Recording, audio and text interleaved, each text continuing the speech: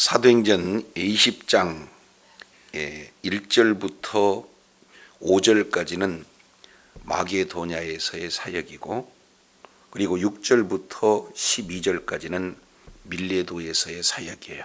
그래서 지금까지 전도에 집중했다면 마게도냐, 그리고 드로아에서의 사역은 양육에 조금 더 포인트를 맞춘 내용이죠. 그래서 사도 바울은 하나님께 큰 위로를 받고 그 받은 위로로 이제 제자들에게 곁에 서서 자세히 가르치는 그런 방식으로 격려하고 위로하고, 그래서 이제 하나님의 그 위로를 전했는데, 사실은 사도 바울이 더 위로를 받는 그런 내용들이 소개가 되고 있습니다. 이제 13절부터 마지막 38절까지 이 내용은 밀레도에서의 그런 어떤 사역, 마지막 고별 설교, 이제 세 번째 설교가 이렇게 소개되고 있습니다. 그래서 오늘 길어서 중간 13절부터 27절까지 말씀을 통해서 나의 달려갈 길이라는 제목으로 은혜를 나누고자 합니다. 자, 바울 설교에 앞서 13절부터 이제 16절까지 이 내용은 바로 드로아에서 밀레도까지의 여정을 말씀하고 있다면, 17절부터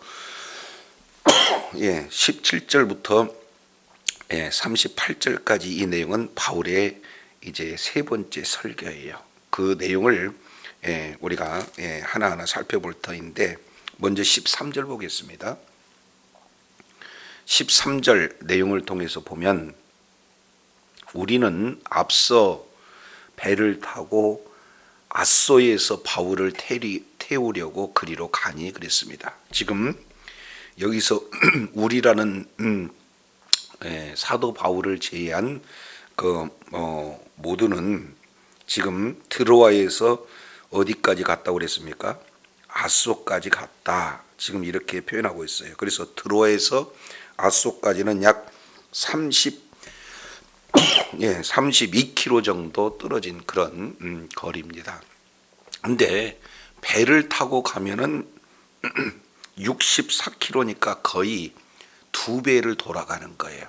그래서 사도 바울은 자기는 도보로 걸어간다고 하고, 그리고 일행들은 배 타고 이제 아소로 먼저 가라, 지금 이렇게 진행하고 있습니다.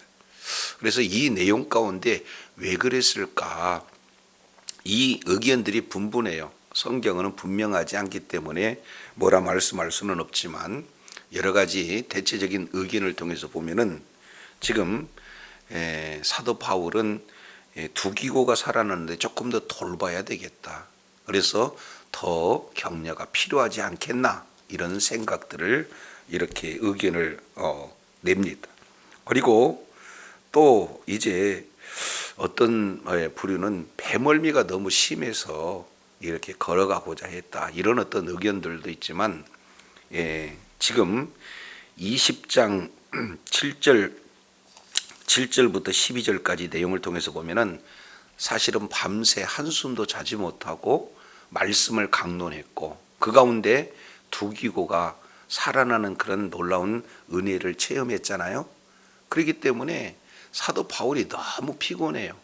자, 그래서 이런 가운데 오히려 주님을 더 의지하고 하나님과의 깊은 교제를 이렇게 하면서 주신 사명을 점검하며 기도하면서 걸었다 하는 그런 내용이 본문의 정황상 조금 더 옳은 내용 같습니다. 그러나 이제 드로아에서 아소까지 따로 각각 이런 가는 그런 여정들이 소개가 되고 있고요.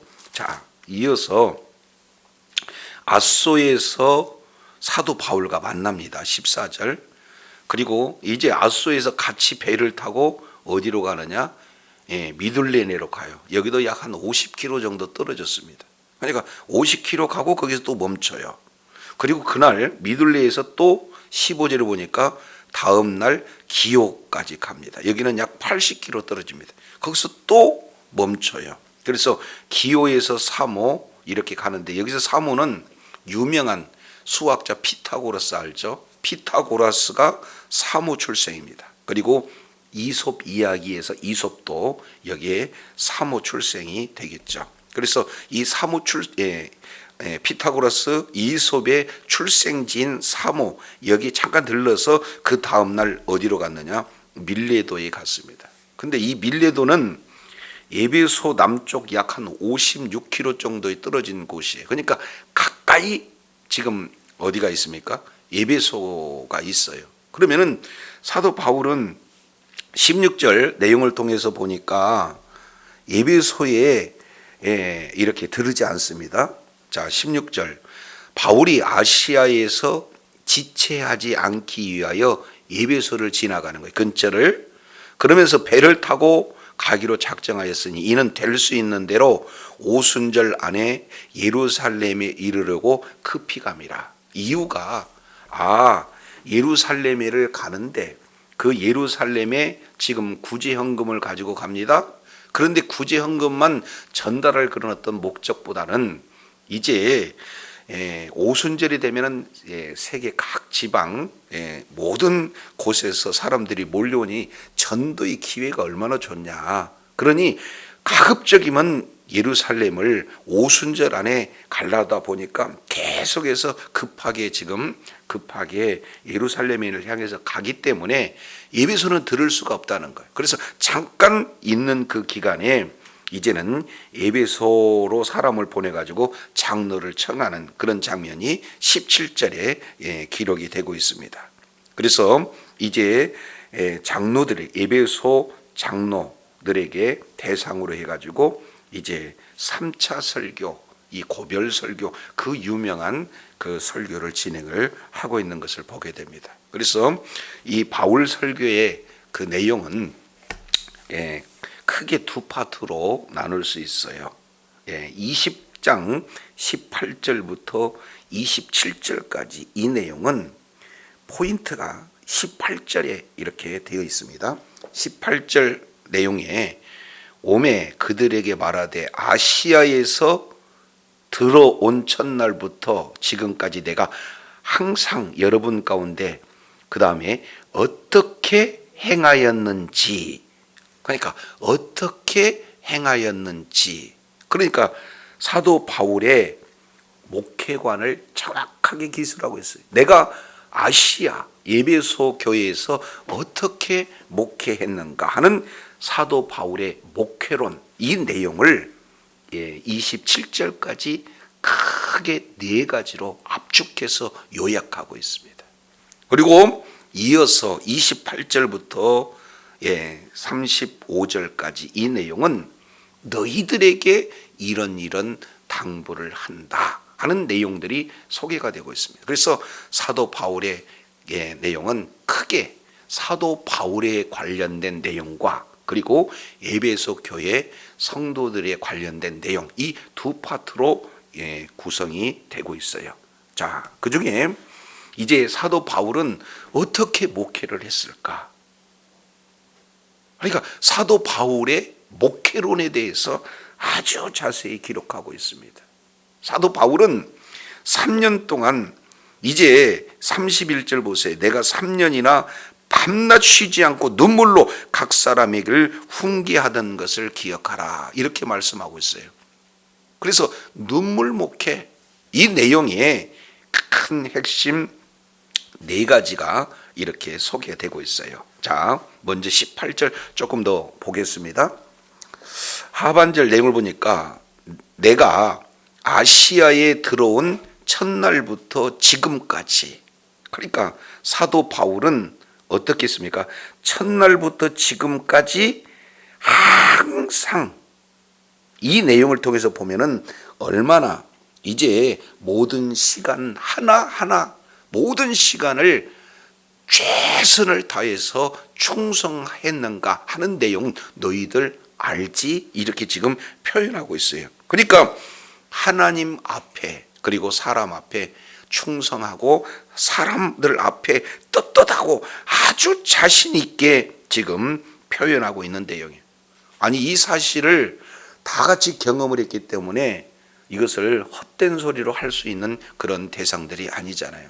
그만큼 사도 바울은 헌신했고 충성했고 그리고 떳떳한 자신 있는 목회를 진행했는데, 그렇다면 내가 어떻게 너희들에게 목회를 했는지 이제 3년 그 기간의 내용을 압축해서 말하고자 한다 하는 내용들을 말씀하고 있어요.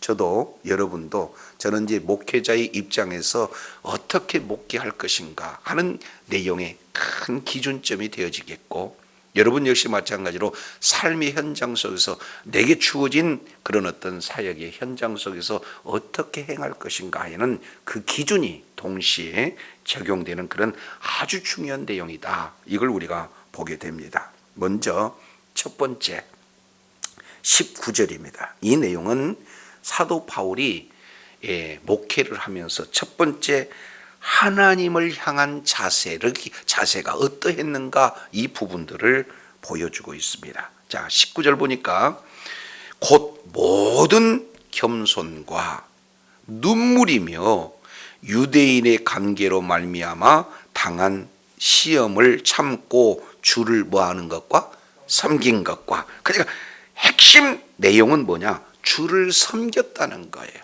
이게 핵심이에요. 그러니까 주님과의 관계에서 사도 바울의 자세, 그러니까 늘 주님을 섬겼다, 종처럼 순종하고 섬겼다 하는 이 내용이 현재 분사입니다.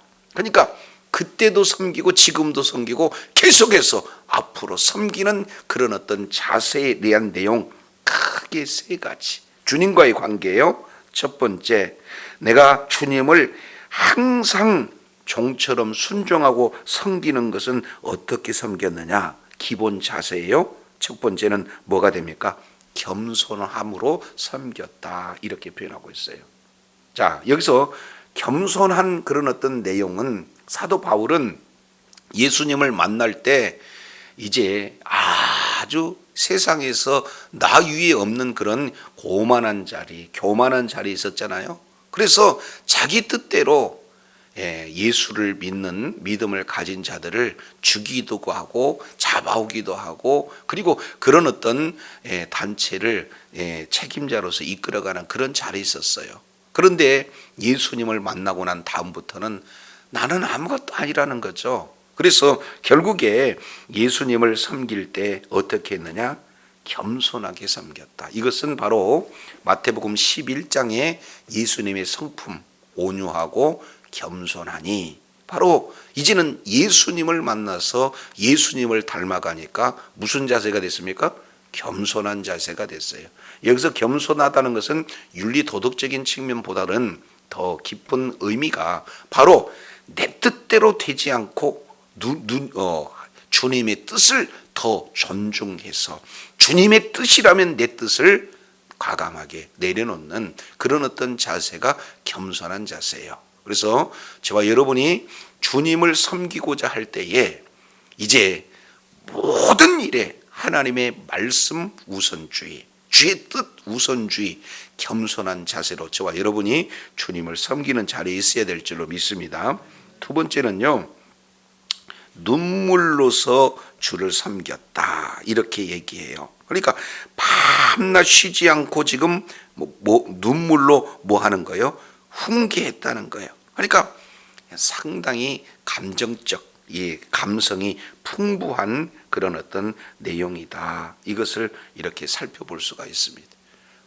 그래서 어떻게든지 말씀대로 살지 못한 것에 대한 눈물, 그리고 더 말씀대로 이렇게 살고자 하는데 연약한 그런 어떤 모습으로 다 하지 못하는 그런 눈물, 어떻게든지 한 영혼이라도 주님의 품으로 이끌기 위해서 영혼을 붙들고 주님께로 이끌기 위한 모든 눈물, 이런 눈물로서 하나님 앞에 이렇게 겸손한 자세로 이렇게 섬겼던 이런 내용을 다시 회상하는 것. 이런 부분들을 너희가 보지 않았느냐. 내가 주님 앞에 겸손한 것 너희 보고 내가 눈물로서 이제 목회하는 것 이렇게 보지 않았느냐. 이 내용을 말씀을 하고 있습니다. 세 번째, 주를 섬길 때 자세. 세 번째는 19절 하반절에 보니까 유대인의 뭐라고 표현하고 있습니까? 유대인의 관계. 그 유대인의 관계로 말미암아 당한 시험을 어떻게 했다? 참았다. 인내의 목회를 했다는 거예요. 아니, 하나님의 사명을 감당하기 위해서 기도하고 계속 나가는데 어려움이 따라요. 그러면은 인간인지라 하나님 앞에 왜 이렇습니까? 이렇게 따집을 이런 어떤 정황도 이렇게 보이잖아요. 그런데 그렇지 않았다는 거예요. 하나님의 뜻이라면 주의 뜻은 반드시 이루어지기 때문에 이루어지는 그까지 어떻게 했다는 거예요? 시험이 오나 환난이 오나 여러 가지 고통이 오나 끝까지 인내했다는 거예요.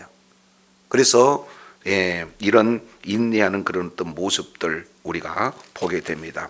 20장 가까운데 한 3절 내용을 통해서 보세요. 유대인들이 자기를 해하려고 공모했다. 그리고 23장 30절 이 내용은 아주 적극적으로 방해했다는 것을 소개하고 있거든요. 그러니까 사도 바울은 복음을 전하는데 유대인들이 어떻게 하면은 죽이려고 애를 쓰고 실제 돌로 던져서 죽였고, 그럼에도 불구하고 주님을 섬기는데 이게 다 인내하면서 그 일들을 감당했던 것을 봅니다. 그래서 세 가지 주님에 대한 자세는 겸손하고, 그리고 눈물 목회고, 또 인내 목회를 이렇게 지내겠다. 여러분, 내가 처음 와서부터 항상 이 내용은 변치 않았지 않습니까? 하면서 다시 한번 상기시키는 거예요. 저도 여러분도 하나님 앞에서의 자세, 이 세 가지 겸손하고, 또 이제 늘 눈물 흘리며, 그리고 인내하는 그런 모습으로 하나님 앞에 끝까지 존귀하게 쓰임받는 은혜가 있기를 원합니다. 두 번째예요. 20절 내용을 보면은 이제는 하나님에 대한 자세도 이렇다라고 소개했다면 20절에는 교회를 향한 자세입니다. 교회를 향한 자세가 어떠했는가? 20절 내용을 보니까 유익한 것은 무엇이든지 공중 앞에서나 각 집에서나 꺼리낌 없이 여러분에게 전하여 뭐하고 가르치고. 그러니까 교회에서는요 한 가지 집중했습니다. 교회에서 한 가지 어떤 내용입니까? 유익한 것. 그러니까 이렇게 설교를 통해서 아니면은 목회 현장 속에서 뭐가 유익한지, 교회에 유익한 것이 뭔가만을 사도 바울은 생각하고 전했다는 거예요. 그리고 가르쳤다는 거예요. 지키게 했다는 겁니다. 그래서 전하고 가르치는데 무엇이든지 어느 장소에든지, 그러니까 어느 장소든지 무엇이든지 간에 유익한 것이라면은 어떻게 됐다? 꺼리낌 없이 전했다.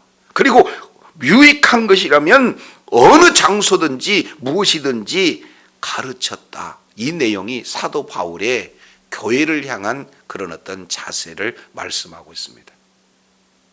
자, 내용을 통해서 보면은 유익한 것이 뭔가? 유익한 것이, 그러니까 설교를 예를 들어서 이렇게 진행한다. 그러면은 성도님들이 듣고 싶어 하는 그런 설교는 유익한 겁니까? 좋은 겁니까? 좋을 수도 있지만 유익하지 않을 수도 있다, 그 말이에요.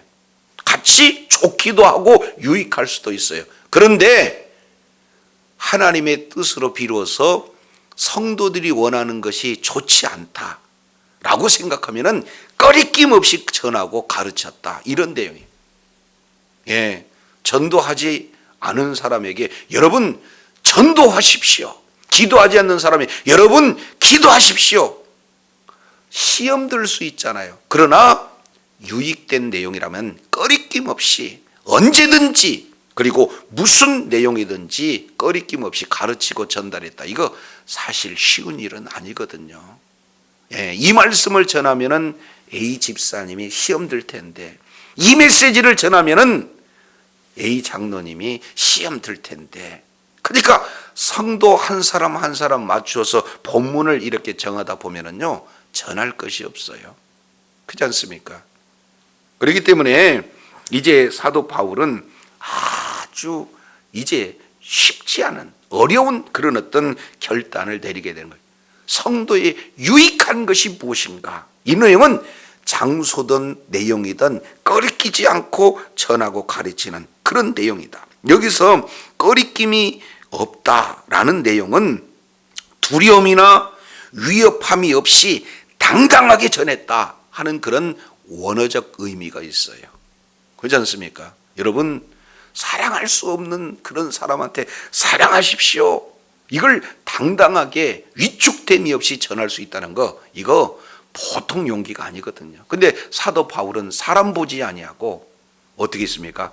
하나님의 뜻을 바로 전하는데 꺼리낌이 없었다. 이거 굉장히 중요한 내용입니다. 근데 보세요. 공중 앞에서, 이건 공적 장소입니다. 그러면 에베소의 공적 장소는 두란노 서원을 얘기하는 거죠. 그리고 각 집에서, 이제는 사적인 장소, 신방할 때의 그런 내용입니다. 그러면 공적 장소는 낮에 모든 사람들을 대상으로 진행했다면 밤에 그러면 각 집의 신방에서 한 사람 한 사람에게 아주 이제 꺼리낌 없이, 장소에 관계없이, 내용에 관계없이 유익한 것이 무엇일까 하나만 생각했다는 거예요. 사실 이 말씀을 전하지만 저도 이 부분에 대해서는 참 이게 전하지 못한 연약함이 있어요. 다만 지금까지 주제 설교하지 않고 어떻게든지 본문에 충실하고자 애썼던 것은 나도 지키지는 못하지만 어떻게든지 말씀이 기준이 되어서 본문이 있는 그대로 주의 뜻을 전하고자 애는 쓰고 있어요. 그러나 사도 바울처럼 이렇게 꺼리낌 없이 전한다, 사실은 목회 현장이 쉽지만 않아요. 그러나 어떻게든지 꺼리낌 없이 전하려고 애는 쓰고 있고 이를 위해서 하나님 앞에 기도하고 있는 그런 과정이에요. 저도 여러분도 정말로 유익된 것이 무엇인가, 이 부분들을 우리가 살펴봐야 됩니다. 자, 예, 이제 가끔씩 이런 예를 많이 들어요. 예, 아이들이 보채고 울고 한다 할지라도 지금 이빨이 썩고 있는데, 예? 사탕 주는 부모가 있겠습니까? 예? 때로는 혼내기도 하잖아요. 너 이거 먹으면은 더 있는 이빨도 썩는다. 그잖아요. 애가 보채니까 그냥 애한테 스마트폰 맡겨가지고는 하여튼간 이 아이의 장래에 대해서 전혀 생각하지 않고 있는 이런 어떤 모습들, 이거 우리가 좀 실생활에서 우리가 눈여겨볼 수 있는 그런 어떤 사례예요. 그래서 사도 바울은 하나님에 대한 자세도 최선을 다해서 충성했던 내용 한 것처럼 교회에 대한 그런 내용 역시 마찬가지로 뭐가 유익하신 건가, 이런 내용만을 이렇게 생각했던 것을 보게 돼요.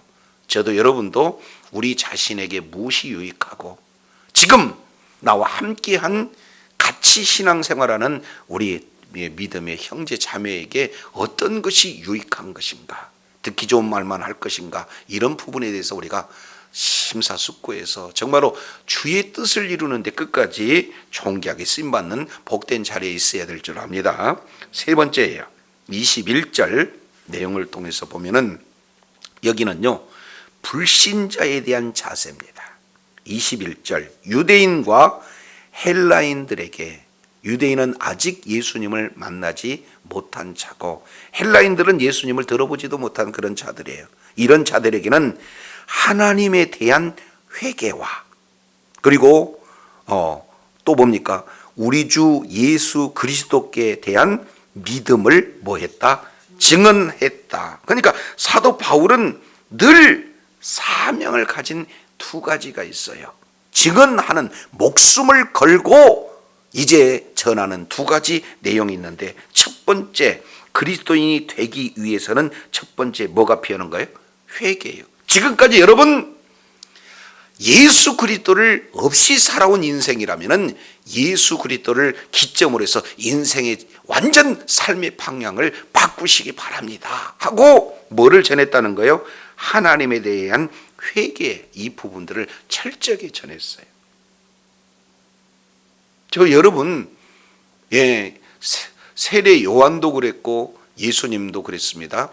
회개하라, 뭐예요? 천국이 가까웠다. 그러니까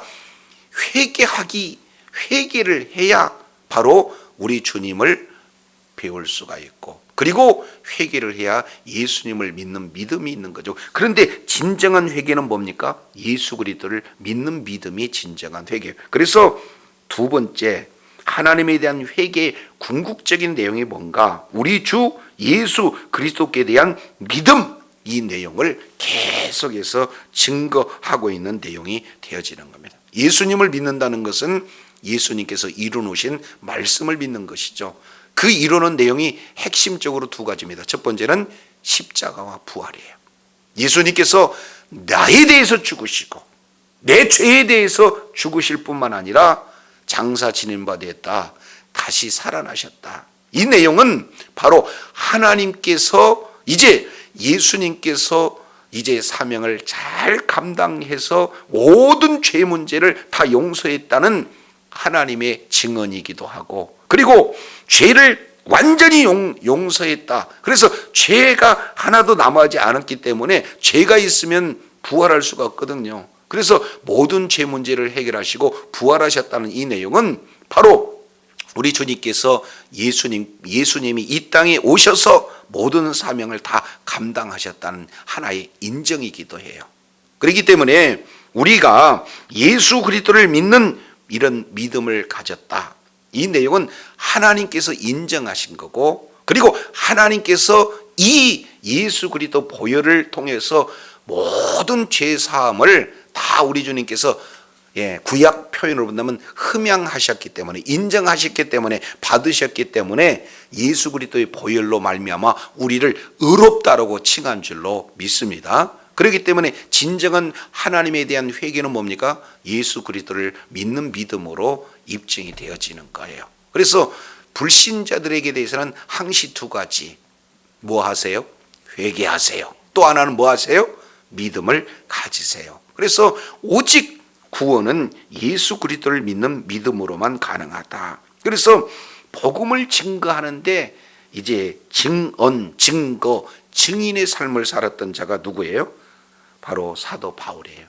내가 아시아에 들어오는 첫날부터 지금까지 영혼에 대한 바로 회개 메시지와, 그리고 또 하나 예수님을 믿는 믿음을 갖게 하는 것에 대해서 끝까지 어떻게 행한 것 너희들 알고 있지 않느냐라고 주님께서 지금 이제 사도 바울이 이렇게 세 번째 불신자에 대한 자세에는 이런 회개와 믿음에 대한 자세를 가지고 내가 목회했노라 하고 장로들에게 다시 한번 지난 3년 기간을 이렇게 기억할 수 있도록 요약하고 있는 것을 보게 되어져요. 저 여러분 역시 마찬가지로 끝까지 예수 그리스도를 믿는 믿음을 어떤 상황 속에서도 확신을 가지고 지켜야 될 뿐만 아니라 많은 영혼들을 향해서도 주 예수 그리스도를 증거하는 복된 자리에 있어야 될 줄로 믿습니다. 네 번째예요. 22절 내용을 보니까 이런 말씀을 하고 있습니다. 보라, 이제 나는 뭐에 매여? 성령에 매여 예루살렘으로 가는데 거기서 무슨 일을 당할지 알지 못하노라, 이렇게 말씀하고 있어요. 이 네 번째는요, 어떤 내용이냐, 자기 자신에 대한 자세입니다. 자신을 향한 자세, 이 내용은 성령에 뭐 했다? 매임을 당했다, 이렇게 말씀하고 있어요.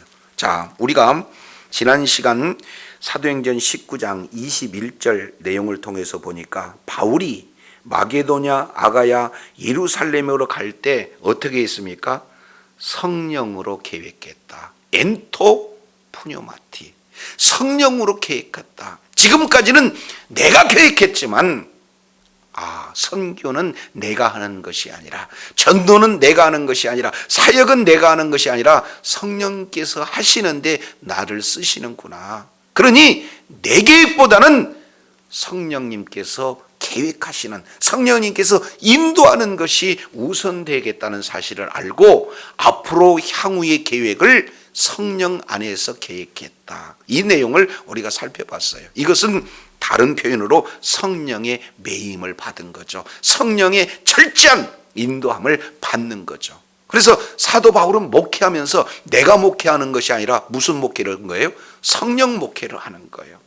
늘 삶의 현장 속에서 성령님의 인도함을 받고 성령님의 통치, 성령님의 지배를 받는 그런 어떤 삶이 내가 목회하는 모든 삶의 내용인 것을 너희가, 내가 첫날부터 지금까지 어떻게든지 성령의 인도함을 받고자 애를 쓰는 것 너희 각 한 사람 한 사람 보지 않았느냐. 나는 이러한 나의 내가 성령님에 대한 자세가 이렇게 진행했다는 거 여러분 잘 알 거 아니겠습니까? 이렇게 표현하고 있어요. 저와 여러분 역시 마찬가지로 내가 내 경험과 내 지식과 내 방법 이런 내용으로 모든 일을 진행한다. 아직은 어린아이예요. 그러나 성령님의 철저한 인도함을 받고 성령님께서 성령 충만함으로 성령님의 지배를 받고 있는 그런 어떤 모든 삶의 현장이라면은 바로 사도 바울에게 이게 걸었던 길이고 주님께 인정받는 길인 줄로 깨달으시기를 바랍니다. 그래서 늘 성령님의 인도함을 받고 성령님께 여쭤보고 성령님께 이제 지배받는 그런 삶이 저와 여러분의 삶이 되어야 될 줄 압니다. 그래서 이렇게 네 가지, 하나님에 대해서, 교회에 대해서, 그리고 이제 전도 대상자들에 대해서 자신에 대한 목회가 어떠함을 아주 구체적으로 이렇게 요약하고 있어요. 그러나 이제는 내가 지금까지 성령님의 그런 어떤 인도함을 받았듯이 내가 지금 이제 성령에 매여서 예루살렘으로 가고자 한다. 이것은 이미 엔토 푸뇨마티, 성령 안에서 이루어지는 그런 결정이고 경영이기 때문에 이제는 내가 가는 그 길은 먼저 너희들이 보내준 구제 헌금을 가지고 1차적으로 예루살렘에 가서, 그리고 그 다음에 내 계획은 바로 로마까지 가는 그런 어떤 여정인데, 예루살렘에 가면은 거기서는 모르겠다. 내가 무슨 일을 만날지 나는 비전은 가지고 있으나 알지 못한다. 거기서 순교할런지 아니면 또 다른 하나님의 인도함을 받을런지 몰라. 그래, 알지 못하지만 성령에 매여 있기 때문에 나는 가는 그 길을 간다. 자, 그러면서 24절 이렇게 표현해. 두 길을 이렇게 제시합니다. 첫 번째 내용을 통해서 보니까 24절 뭐라고 말씀하고 있습니까? 내가 달려갈 길. 여기서 나의 길은 어떤 길이냐? 달려갈 길이다 이렇게 표현했어요. 마치 사도 바울은 이제 마라톤 선수가 정확한 목표가 있을 때 부지런히 달려가는 그런 어떤 길처럼 우리 주님이 주신 그 사명의 길을 지금 뭐하고 있습니까? 달려가는 길이에요. 예루살렘, 그 다음에 뭡니까? 로마, 그 다음에 서머나, 이런 사명자의 길, 우리 주님께서 보여주신 길, 정확하지 사도행전 1장 8절에 예루살렘과 온 유대와 사마리아와 땅끝까지 보여준 그 길을 계속해서 믿음의 경주를 하고 있는 그 길을 나는 가려고 한다. 두 번째, 그러면은 이 달려갈 길, 이 내용은 내가 달려가는 길이냐? 아니라는 거예요. 이것이 내가 이게 방향을 설정한 길이냐? 아니라는 거예요. 그 길은 어떤 길입니까? 주님, 주 예수께 뭐예요? 받은 사명. 조금 더 이렇게 정확하게 표현하면 주님께 직접 받은 사명이다, 이렇게 말씀하고 있어요. 이 내용은 다메섹 도상에서 우리 주님께서 네가 내 이름을 위하여 이방인과 그리고 왕들과 유대인들에게 내 이름을 전하기엔 나의 택한 그릇이다, 그리고 그 내 이름을 위해서 얼마나 많은 환난을 받을지 내가 너에게 보여준다 하는 그런 어떤 내용이에요. 그래서 주님께 뭐예요? 직접 받은 그런 어떤 사명입니다. 이걸 한마디로 요약하면 뒤에 이렇게 기록하고 있죠. 주께 직접 받은 사명이 뭐냐? 이 사명이라고 하는 것은 원어로 보면은 디아코니아예요. 디아코니아. 그러니까 주님께서 나에게 주신 이 사명의 이 길이라는 것은 뭘 이렇게 표현하냐면은 19절에 주를 섬긴 그런 내용과 똑같은 그런 단어예요. 어떻게 하냐면 마치 종이 주님을 섬긴 것처럼 늘 섬기면서 이 일이 어떻게 되는 거예요? 이 일은 어떻게 되는 거예요? 이 일은 어떻게 되는 거예요? 해서 우리 주님을 섬기는 그런 어떤 내용으로 주님께 직접 받았고 계속해서 받는 그런 어떤 길들이다. 그 핵심 딱 하나입니다. 그게 뭡니까? 하나님의 은혜의 복음을 증거하는 일이에요. 무슨 복음? 은혜의 봄. 그러니까 사도 바울이 전하는 복음은 한마디로 본다면은 복음은 복음이로되 무슨 복음? 은혜의 복음. 요약하면은 지금까지 내가 나 되는 것은 오직 뭐다? 하나님의 은혜뿐이 없습니다 라고 하는 그런 은혜의 복음, 이 내용을 지금 사도 바울은 전하라고 한다. 그래서 끝까지 이 은혜의 복음을 마치기 위해서, 마치려 하면 그 내용보다 마치기 위해서는 결단과 각오가 필요한데, 그 결단과 각오는 나의 생명을 조금도 뭐한다? 귀한 것으로 여기지 아니하였다, 이렇게 말씀을 하고 있어요. 그러니까 이제 늘 삶의 현장 속에서 아니 목숨이 얼마나 귀해요. 그런데 목숨보다 귀한 것은 뭐냐? 바로 복음이라는 거, 복음을 전하는 거라는 거예요. 그래서 예수님을 믿으면 이제 죄 사함을 받고, 예수님을 믿으면 하나님을 이제는 아버지라 부를 수 있는 하나님의 관계가 설정이 되고, 예수 그리스도를 믿는 믿음을 가진 그 자에게 하나님 나라의 기업을 상속받을 수 있는 그런 놀라운 존재. 그렇기 때문에 지금 현재 목숨보다도 더 중요한 것이 바로 예수 그리스도의 복음이다 라는 사실을 지금 알고, 결단과 각오는요, 나의 생명을 귀한 것으로 여기지 아니할 만큼 중요한 것이 뭐냐? 하나님의 은혜의 복음을 증거하는 일이라는 것을 보게 되어져요. 저도 여러분도 정말로 이 복음의 그 중요성이 우리 10년 가운데 믿음으로 생명으로 자리 잡는 은혜가 있어야 될 줄로 믿습니다.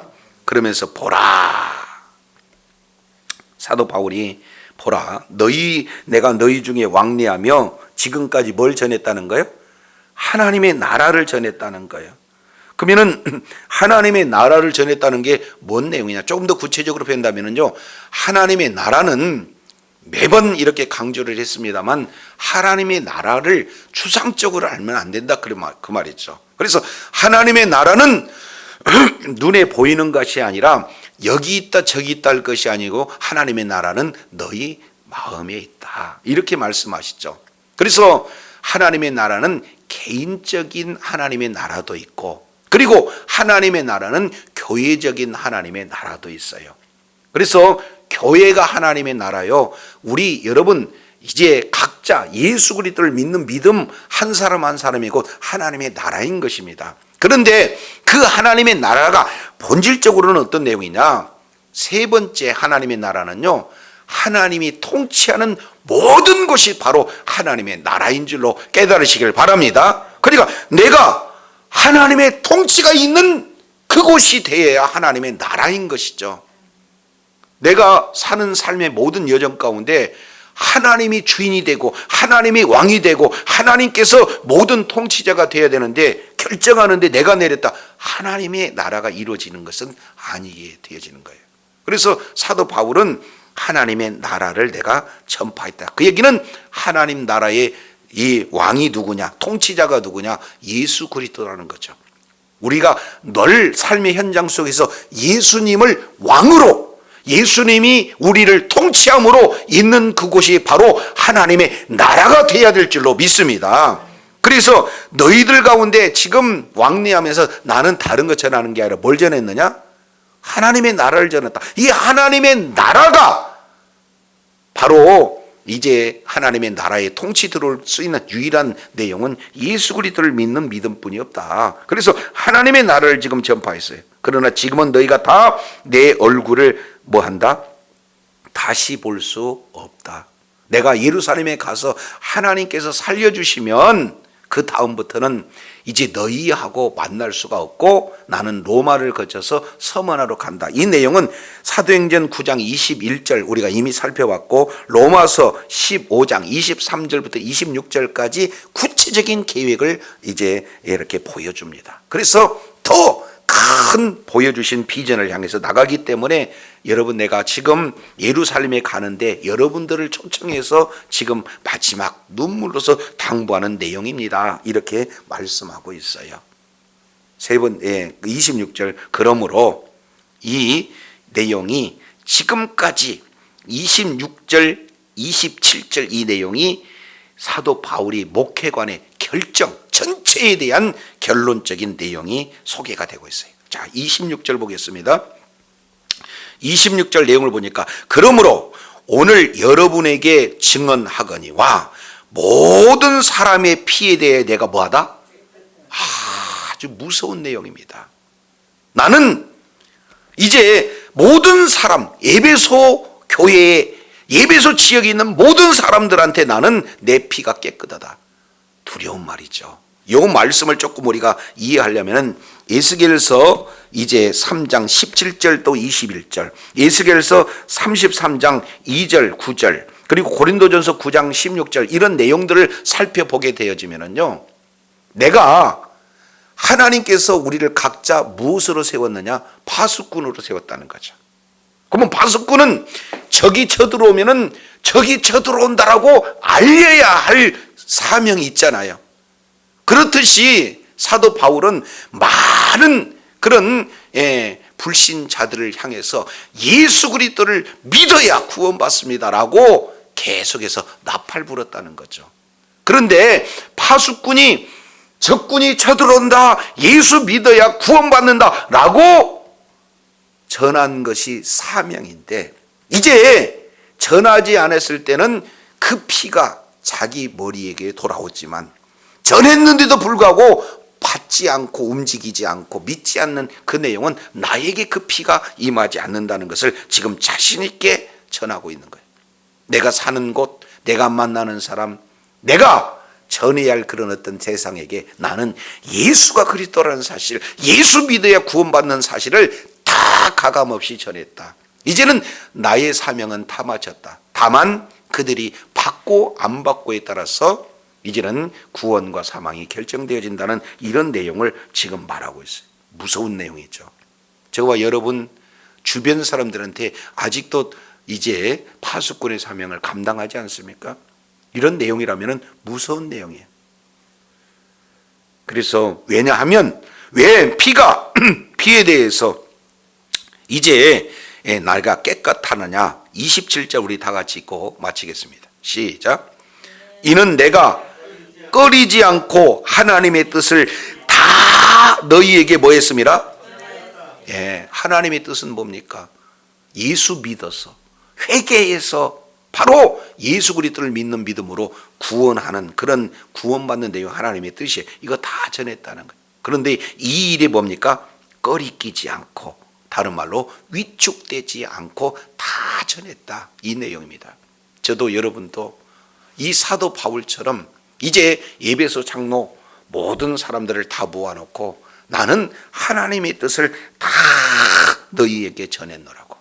사도 바울이 사도행전 13장 내용을 통해서 우리가 살펴봤듯이 13장 22절 내가 내 마음에 합한 자다, 내 뜻을 다 이루게 하리라 하셨던 것처럼 13장 36절에 다윗은 당시 하나님의 뜻을 따라 섬기다가 잠들었다. 일평생 하나님의 뜻을 이루는 일에 이제 최선을 다했던 다윗처럼 사도 바울 역시 마찬가지로 하나님의 뜻을 내가 너에게 다 전했다라고 고백한 그런 어떤 모습처럼 저와 여러분도 하나님의 뜻을 다 전하는 자리, 그런 자리에 있음으로 말미암아 하나님 앞에 존경이 있음 받는 저와 여러분이 되어야 될 줄로 믿습니다. 하나님에 대한 자세, 교회에 대한 자세, 불신자에 대한 자세, 그리고 이제 자기 자신에 대한 자세, 이 내용들을 다 드리는 다음에 이 모든 내용은 딱 한 압축 하나, 하나님의 뜻을 내가 다 전했다. 이런 복된 자리에 있음으로 말미암아 잘했다, 충성된 종아, 우리 하나님 앞에 칭찬 듣고 인정받고 하나님 앞에 존경심 받는 주의 사랑하는 자녀들이 다 되시기를 예수 이름으로 축원합니다. 기도하겠습니다. 하나님 아버지 감사합니다. 오늘 또 우리 하나님이 특별히 사랑하여 주셔서 사도 바울은 어느 곳에 있든지 어떤 내용이든지 꺼리낌 없이 복음을 이렇게 말씀을 전했을 때 그 핵심은 바로 하나님의 뜻을 전했다라고 말씀하고 있습니다. 에베소 지역에서 3년 동안 눈물 흘리는 그런 목회의, 그런 사도 바울의 목회관의 핵심 4가지, 하나님에 대한 자세, 바로 겸손과, 그리고 하나님 이제 눈물과 인내며, 교회에 대한 자세, 어떤 것이 유익한 건가, 불신자에 대한 자세, 바로 회개와 믿음, 그리고 자기 자신에 대한 내용, 바로 성령님께 매여 있는 그런 어떤 자세를 통해서 어떻게 하든지 주의 뜻을 다 증거하려고 몸부림쳤던 사도 바울의 그런 목회 모습을 통해서 우리도 어찌하든지 하나님과의 관계, 교회에 대한 자세, 그리고 불신자에 대한 자세, 자기 자신에 대한 이 원리를 잘 깨닫고 주의 뜻을 이루는데 끝까지 존경이 쓰임받고 주님 앞에 영광 돌리는 주의 사랑하는 자녀들 다 되게 하여 주옵소서. 그래서 허락하신 분복 또한 누리고 끝까지 의로운 병기로 쓰임받는 복된 자리에 있게 하여 주옵소서. 우리 구주 예수 그리스도 이름으로 기도드립니다. 아멘.